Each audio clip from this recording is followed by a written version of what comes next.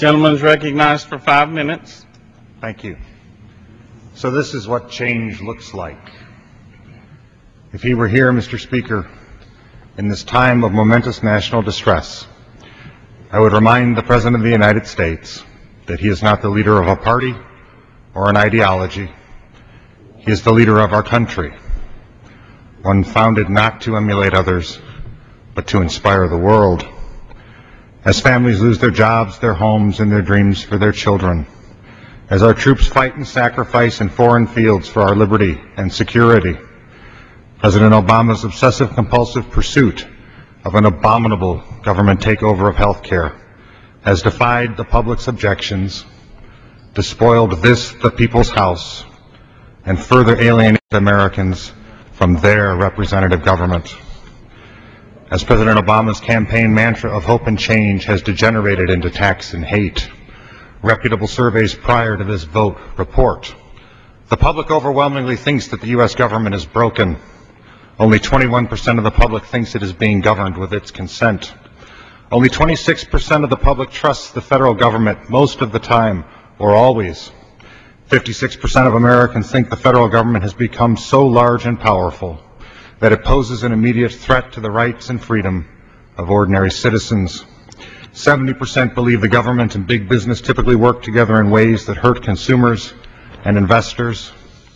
And 71% of Americans think the federal government is a special interest.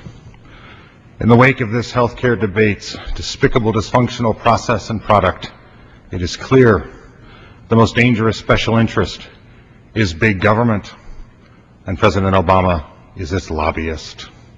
In contrast to Americans' faith in themselves, every major piece of legislation proffered by the President and his Democratic Congress expands and empowers big government at the expense of the people.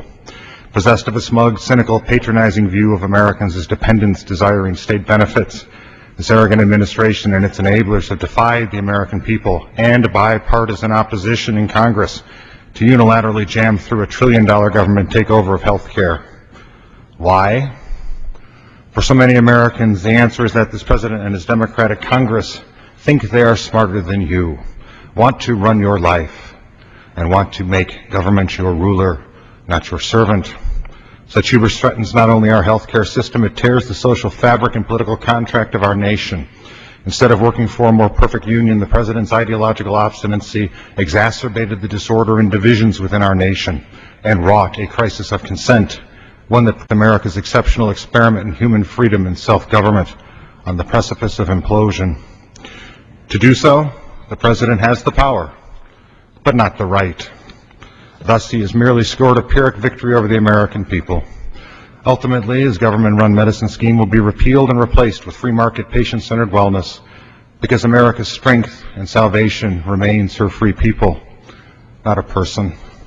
And this November, America's sovereign citizens will remind the President and his Democratic Congress that we, the people, do not work for government. The government works for us.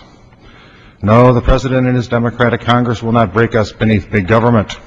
Devoted to our freedom and a more perfect union, we will keep the faith, trust the public, calm the times, and heal our country. I yield back.